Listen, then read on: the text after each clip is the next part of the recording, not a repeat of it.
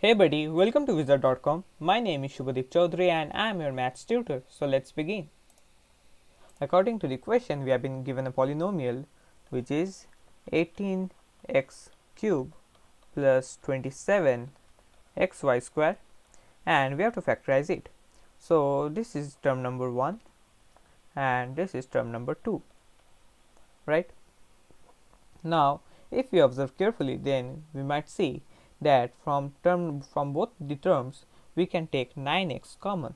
So let's do that. So 9x multiplied by, now if we divide term number 1 by 9x, then it will produce 2x square, and if we divide the second term by 9x, then it will produce 3y square.